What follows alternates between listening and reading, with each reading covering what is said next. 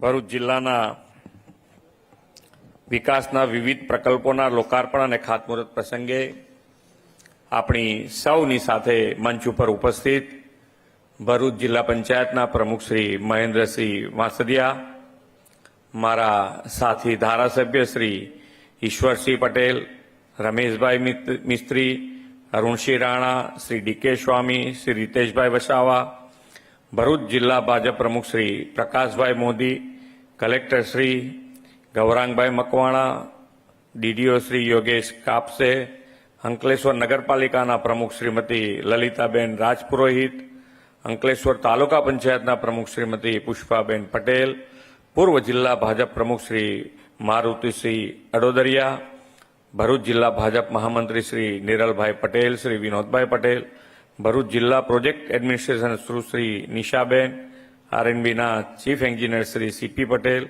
આમંત્રિત સર્વે મહાનુભાવ, પ્રેસ મીડિયાના મિત્રો, સૌને મારા નમસ્કાર. પ્રજાપતિજી આનંદમાં છો ને? ભલે ભલે. વરસાદ સારો થઈ ગયો છે એટલે લોકો બધાને શાંતિ, એક વર્ષની. નહીતર પાછું વરસાદ હજુ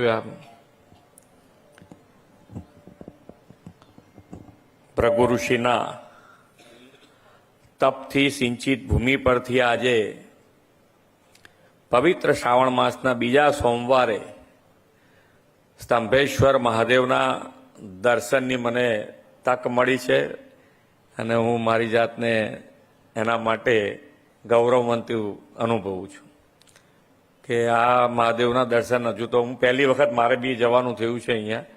તમે બધા અહીંયાથી દર્શન કરી આવ્યા છો, પણ અદ્ભુત છે ને. આપણે જે તાકાત જે છે એ તો છે જ, એમાં કોઈ આવા દર્શન કરવાથી આપણને ડબલ તાકાત થઈ જાય, આપણો આત્મવિશ્વાસ વધી જાય. શ્રાવણ મહિનો એટલે તહેવારો અને ઉત્સવનો મહિનો.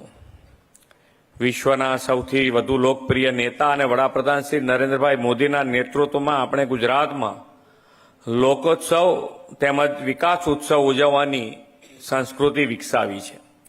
અંકલેશ્વરના આજના વિકાસ ઉત્સવમાં 637 કરોડ રૂપિયાના વિવિધ વિકાસ કામો આ જિલ્લાને આજે આપ્યા છે. વિકાસ કેવી રીતે હોય, કેટલી સ્પીડ, કેટલા સ્કેલ થઈ શકે તે ગુજરાતે મોદી સાહેબની વિઝનરી લીડરશીપમાં દેશ અને દુનિયાને બતાવ્યું છે.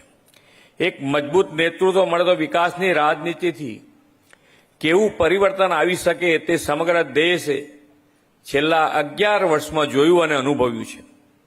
આદરણીય શ્રી નરેન્દ્રભાઈએ જીડીપીના દરેક સેક્ટરને સશક્ત કરવાના પગલાં લીધા છે. સ્થાનિક ઉત્પાદન વધે તે માટે આત્મનિર્ભર ભારતથી એમએસએમઈને મજબૂત કરવાનું કાર્ય કર્યું છે. Make in India, made for the world થી વિશ્વના ઉદ્યોગ માટે ભારતમાં ઉત્પાદનને વેગ આપ્યો છે. સેમિકન્ડક્ટર અને ઇલેક્ટ્રોનિક્સ જેવા ક્ષેત્રમાં ભારત વિશ્વમાં મહત્વના સ્થાને છે. ડિફેન્સમાં ઇમ્પોર્ટમાંથી એક્સપોર્ટર દેશ બન્યો છે. ગત નાણાકીય વર્ષમાં ભારતે 80 જેટલા દેશમાં ડિફેન્સની કરોડોની નિકાસ કરીને નવો રેકોર્ડ સર્જ્યો છે. વડાપ્રધાનશ્રીએ વિશ્વના અનેક દેશોમાં કોરોના વેક્સિન પહોંચાડીને કોરોના સામે રક્ષણ આપ્યું. કોરોના સામે રક્ષણ આપતી વેક્સિન રસી પણ અંકલેશ્વરમાં બની હતી. આદરણીય મોદી સાહેબના નેતૃત્વમાં દેશમાં અનેક ક્ષેત્રે રિફોર્મ થયા છે અને એ દરેક રિફોર્મ્સના કારણે આજે લોકોનો વિશ્વાસ પણ વધ્યો છે. લોકો પણ ઈમાનદારીથી ટેક્સ ભરતા થયા છે, કેમ કે સૌને વિશ્વાસ છે કે એમના ટેક્સના પૈસા મોદી સાહેબ દેશના વિકાસમાં જ વાપરશે. જીએસટીનો અમલ થયાના 8 વર્ષ પૂરા થયા છે અને તેની આવકમાં પણ ઉત્તરોત્તર વધારો થયો છે.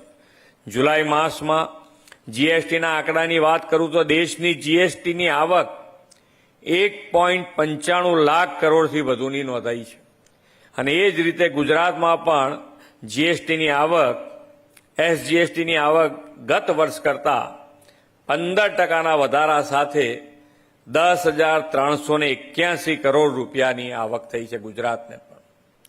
અને આ બધું જ કોઈ વેપારી, અહીંયા બધા બેઠા હશે, ઘણા બધા વેપારી હશે, કોઈ વેપારી એમને એમ ટેક્સ ભરે એમ લાગે જ તમને? અને પાછા કેટલા તો વકીલો છે આપણી પાસે કે કેવી રીતે ટેક્સમાં ક્યાં બાંધછોડ મળી શકે. વ્યવહારિક લેવી જોઈએ. એમાં આપણને સરકારે જેના ફાયદા આપ્યા છે, જેના માટે બનાવ્યા છે, એ ફાયદા લેવા બી જોઈએ. પણ બને એટલા પૈસા સરકારમાં ભરવાના થાય તો ક્યારે ભરે? કે ભાઈ આવકે થાય છે એ પ્રમાણે આપણો ધંધો ચાલે છે, ધંધાની સાથે રોજગારીઓ પણ એટલી મળે. આ બધા જ આંકડા જે નાની મોટી તમને બૂમો સાંભળવા મળતી હોય એની સામે કે ભાઈ આજે આટલી બધી આવક થતી હોય એટલે ઇન્ડસ્ટ્રીઝ એટલી ચાલે છે. ને ઇન્ડસ્ટ્રીઝ ચાલે ક્યારે? કે એને જોઈતી દરેક સુવિધા સરકાર પહોંચાડી રહી છે. પાણી જોઈતું હોય, લાઇટ જોઈતી હોય, રોડ રસ્તા જોઈતા હોય, એ બધી જ વ્યવસ્થા સરકાર પહોંચાડી રહી છે. પણ દરેક દેશ પોતપોતાનું જુએ તો આપણે પણ માનનીય વડાપ્રધાન શ્રીની હાકલ હમણાં જે કિસાન સન્માન નિધિનો ઉત્સવ મનાયો ત્યારે એમણે હાકલ કરી છે કે વોકલ ફોર લોકલ. એટલે આપણે સ્વદેશી વસ્તુનો આગ્રહ કરવાનો જ હોય અને કરવો જ જોઈએ આપણે બધાએ. અને એ જ આપણા માટે આત્મનિર્ભરતાનો સાચો રસ્તો છે. તો એનામાં આપણે બધાએ થોડુંક વર્ગી રહેવું પડે અને એ વર્ગી રહેલા રહીશું તો જ આપણે બધા દેશોને અત્યારે ખબર છે કે ભારત અત્યારે સૌથી વધારે ગ્રો થતો દેશ છે. અને એના હિસાબે જ નાની મોટી મુશ્કેલીઓ ક્યાંક ને ક્યાંક ઊભી થાય તો એને પહોંચી વળવા માટે આપણે માન્ય વડાપ્રધાનશ્રીનું જે વિઝન છે કે ભાઈ લોકલ ફોર વોકલ, આપણે આપણી સ્વદેશી વસ્તુઓ રોજબરોજની જે વસ્તુઓ વાપરીએ છીએ એ બધી સ્વદેશી હોય એના ઉપર આગ્રહ. જૂની ખરીદેલી હોય તો એને કંઈ આપણે અડવાની જરૂર નથી, ફેંકી દેવાની જરૂર નથી. પણ હવે આપણે થોડુંક વધારે મજબૂતાઈથી આગળ વધવું હોય તો આ માટેનો એમનો આગ્રહ પણ છે અને દુરાગ્રહ પણ છે. તો આપણે પણ એનું 100% ધ્યાન રાખીશું. આઈટી અને સેવા ક્ષેત્રમાં ડિજિટલ ઇન્ડિયાના અભિયાનથી વિકાસની ગતિ તેજ થઈ છે. દેશનું અર્થતંત્ર વિશ્વમાં ઝડપથી ત્રીજા સ્થાન પર પહોંચશે તેવો સૌને વિશ્વાસ થઈ ગયો. બધાને વિશ્વાસ છે કે આપણે પહોંચવાના જ છીએ. ગુજરાત તો ભાગ્યશાળી છે કે આદરણીય શ્રી નરેન્દ્રભાઈ મોદીના નેતૃત્વનો 2.5 દાયકાથી લાભ મળી રહ્યો છે અને તેમણે ગુજરાતમાં વીજળી, પાણી, રોડ રસ્તા જેવા પાયાના ઇન્ફ્રાસ્ટ્રક્ચરની સાથે સામાજિક ઉત્થાન મજબૂત ઇમારત ઊભી કરી છે. એ દિશામાં ભરૂચ જિલ્લો પણ આગળ વધ્યો છે. આજે મળી રહેલા વિકાસ કાર્યોમાંથી 576 કરોડ રૂપિયાના વિકાસ કાર્યો તો રોડ કનેક્ટિવિટીના છે. આ ખૂબ સારા રોડો છે. એની વાત કરું હું તમને તો આમાં 400 કરોડ રૂપિયાના ખર્ચે 46 કિલોમીટરનો 4 લેન આમોદ, રોઝા, ટંકારિયા, મુલેરા રોડ છે. વડોદરા મુંબઈ એક્સપ્રેસ વેના વાહનો સીધા જ દહેજ જઈ શકે એના માટે આ રોડ 400 કરોડ રૂપિયાના ખર્ચે આપણે તૈયાર કરી રહ્યા છે. એની સાથે સાથે જે બીજો રોડ લીધો છે એ 42 કરોડ રૂપિયાના ખર્ચે 4 લેન બનાવવા જઈ રહ્યા છે, અંકલેશ્વર વાલિયા નેત્રંગ રોડ. અને એ જ રીતે વાલિયા ઝઘડિયા રોડ પણ 60 કરોડના ખર્ચે બનાવવાના છે. એ બધા જ આજે ખાતમુહૂર્ત થયા છે.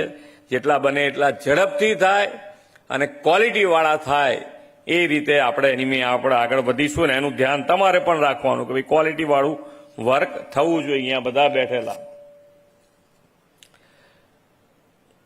આજે જે લોકાર્પણ અને ખાતમુહૂર્ત થયા છે એમાં આરોગ્યના કામો છે, રમતગમત, તાલુકા ક્ષેત્રનું એક સ્પોર્ટ્સ કોમ્પ્લેક્સ તૈયાર થઈ ગયું છે, એનું આજે લોકાર્પણ થયું છે. શિક્ષણ અને શહેરી વિકાસના કામો, ભરૂચ લોકોના ઇઝ ઓફ લિવિંગમાં વધારો કરશે તેવો મને વિશ્વાસ છે.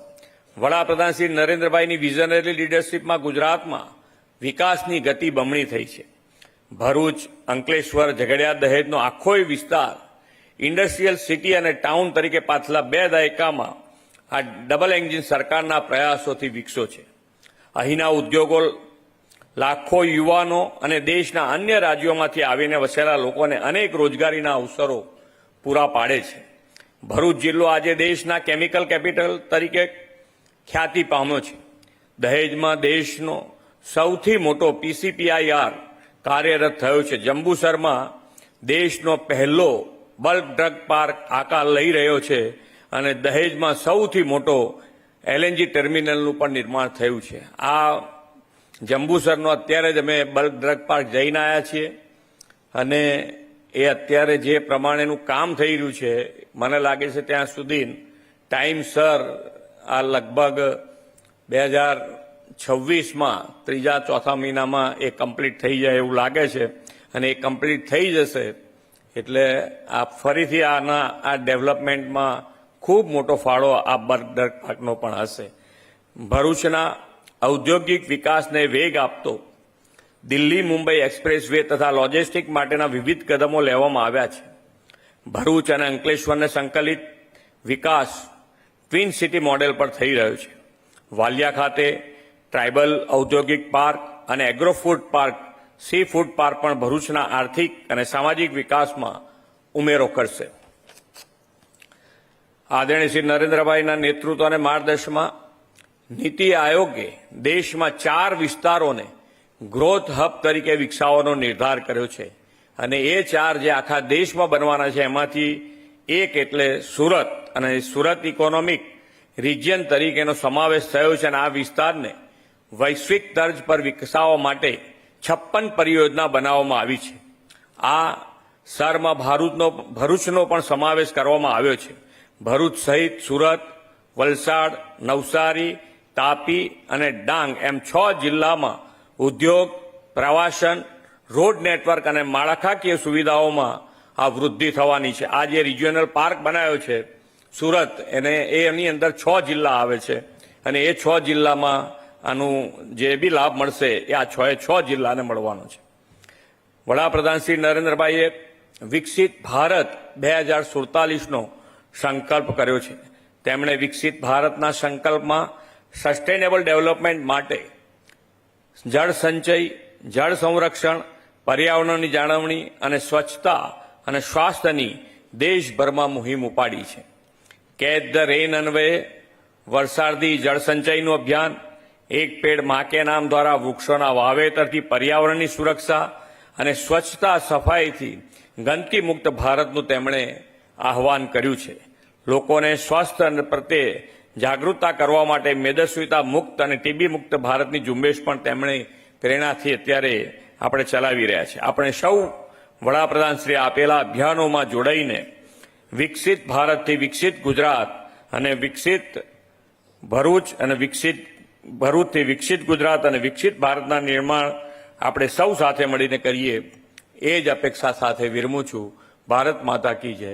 વંદે માતરમ. જય જય ગરવી ગુજરાત.